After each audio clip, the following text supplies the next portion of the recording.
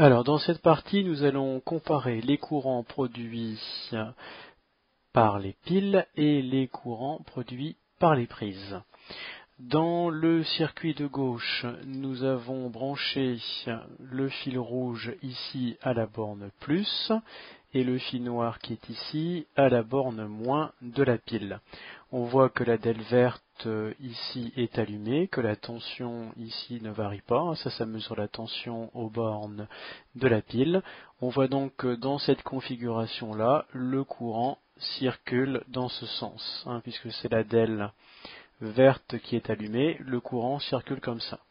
Dans le schéma de droite, on voit maintenant que la borne moins est en haut, la borne plus est en bas. On a inversé le sens de branchement de la pile.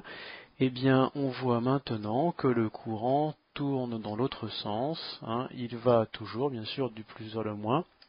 Et on voit ici que la tension est négative.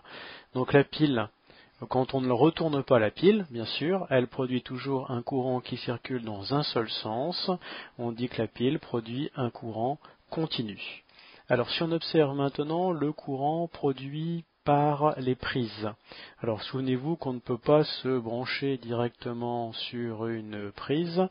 On utilise donc un GTBF qui reproduit le courant des prises. Alors qu'est-ce que l'on découvre ?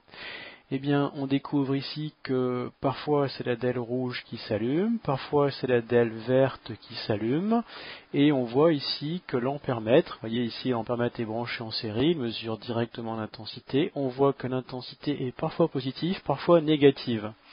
Un GTBF, autrement dit une prise, produit un courant qui circule dans les deux sens, on dit qu'on a un courant alternatif. Bien, donc là encore la même chose, on voit que le courant est toujours alternatif.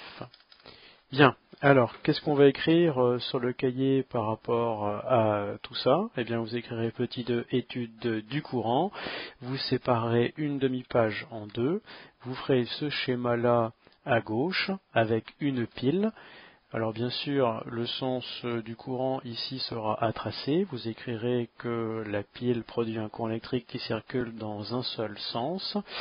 Et avec une flèche de couleur rouge, vous ferez plutôt de couleur verte, puisque là dans ce cas-là c'est la DEL verte qui s'allume. Vous ferez le sens du courant sur le schéma comme ceci, comme ceci. Voilà, le sens du courant par là. Alors bien sûr la DEL rouge est non passante, donc le courant ne peut pas circuler à travers la DEL rouge. Il n'y a donc ici que la DEL verte qui s'allume. De l'autre côté, vous ferez le même schéma, mais cette fois-ci avec le GBF. Vous noterez que la prise produit un courant électrique qui circule dans les deux sens.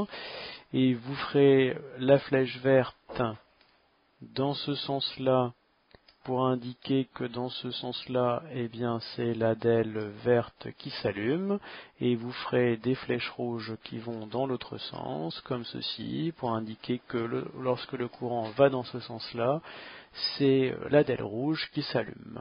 Bien. Ensuite, il faudra noter les définitions.